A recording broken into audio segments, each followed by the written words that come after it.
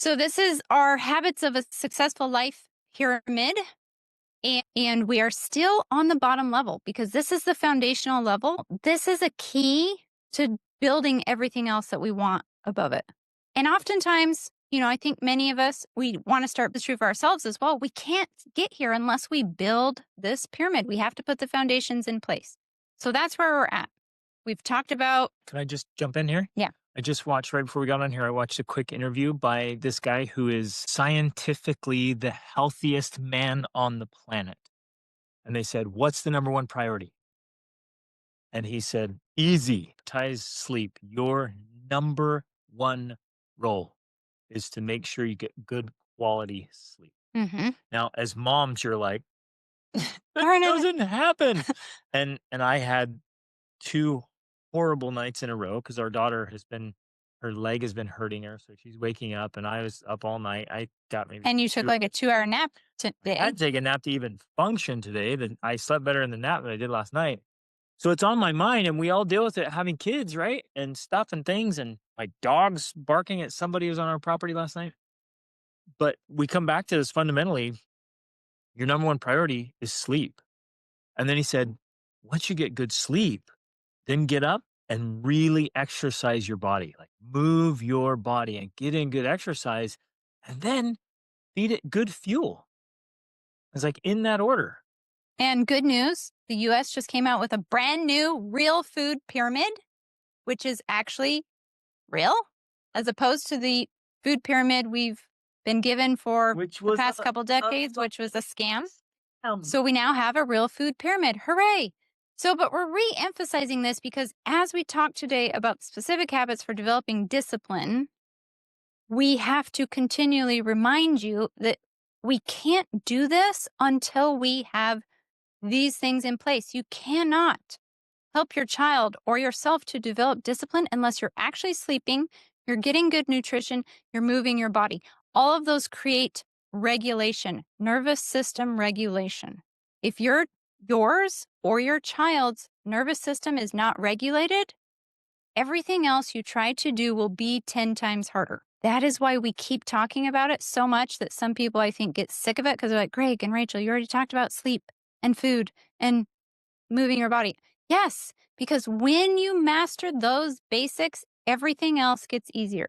So we're starting again by reminding ourselves, as we do all the time, that we can't teach these other things unless we master the basics. So as we talk about, so because I was so sleep deprived last night, and because I've been doing this kind of stuff for years and years and years, I was paying close attention to my body and my brain. Like, I'm one of the most optimistic, positive people you will ever meet in your life. I'm all facts, about positivity. true. It was amazing how difficult it was today to think positively on sleep deprivation. He was a little bit grumpy, not gonna lie. I was aware of it, and I physically felt horrible. And that makes sense, right? You have 2 hours of interrupted sleep, you feel like crap. But most people don't realize what's happening in your brain is connected to how well you're sleeping, how well you're eating, how well you're exercising. So I had to reset. So I'm like, I'm purposely taking a nap, and I don't do naps. So I took a nap. And then when I woke up from my nap, I went into my sauna. I sat in a sauna, just sweated, and then I took a cold shower. I had to reset my body. Hmm. But it's amazing how much, and you guys know this, right? I mean, you get it now. We talk about it. It affects your brain and your thinking for you and for your kids. So we've got to master this. Yeah. So sometimes if our teens have a bad attitude or they're not complying or whatever, it may often just be that their nervous system is a wreck because of crappy food and crappy sleep. And so the things that he just mentioned, they were very specific tools to reset his nervous system so that he was more regulated so that he can then think and feel better. Okay. So as we go into talking about how to develop discipline and help our teens develop discipline, we have to remember this. It's very, very important because discipline is not something that's a personality trait that you just have or don't have. It's not something that you can pressure your kids into doing. You can't pressure them to be disciplined. You can't punish them into being disciplined. You can't threaten them or Although lecture them into being many, disciplined. many parents try that. Right. Like, You can't just tell them to try harder. Discipline is something that's internal and it's developed when their nervous system is regulated and they develop the identity of being a disciplined person by having specific habits or routines that they adopt. That's the only way it happens. this is so mind-boggling Yeah. awesome. In this context of the way we're using the word discipline, in some ways it can only be defined as self-discipline. Yes, absolutely. Because if another person is quote forcing you to do it, then it's not discipline, is it? Mm-mm.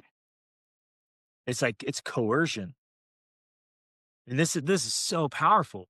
So what we all want, and I know you guys are here, is these great moms and dads. What you want your children to have self-discipline. It cannot be forced, coerced, lectured, threatened. It has to be cultivated, and that's done with the formula we're going to talk about today. Yeah. But the beginning, of course, of that formula of these specific habits that are repeated again and again and again and again, it comes from a teen who is regulated. Okay. And now I hope you know what we mean when we're using that word again and again. Their nervous system is regulated. It comes from a teen that feels supported. Well, just outline that first, just real quick, 30 seconds. Well, we just did. I mean, I I know, feel like but sleep, nutrition, but I guess a regulated system means the body feels good, feels safe, the mind feels good. You're not feeling anxious, worried, upset. You're stressed. not stressed. You're not tense. Like You're not defensive. You're not you're at peace. fight or flight. Feel good. Like I had a parent reach out to me today, and they're like, "Man, we're just walking on eggshells again. Like this kid is just a time bomb ready to explode, and we just say the wrong thing at the wrong time." And That is like a that is dysregulated teenager. extremely dysregulated teen. So like they feel good mentally, physically, emotionally, spiritually, socially. They feel safe. They Now, just feel like, okay, I'm in a good state. and again, there can be a lot of reasons for them to feel dysregulated, but as we keep emphasizing, it begins very often with the bottom layer of the pyramid: the sleep, the nutrition, the movement. You start there. Oh, we always start there. Rather than trying to fix my kids' behavior or teach them a lesson or punish them or discipline them or have a talk or give them a lecture, I start at the beginning of sleep, nutrition, and movement. And if I can get those into place and then they still have behavior issues, a lot of times that right there will fix it. But if they then still have behavior issues, then I move to the next level of the emotional support and the like digging into, okay, what's the real issue bothering you here? But very often it begins just with that dysregulation that's occurring. Okay. It's just so important. People often say, and I found it's true, that teens are more likely to talk if you stay up with them. And I think that is true. And I want to talk more about it. But I want to first go over a couple of more core principles as we get into the specifics, because I'm going to have like 5 specific habits that we're going to cover that are going to help us in building discipline for our kids, that's touching on a lot of these things we've already discussed.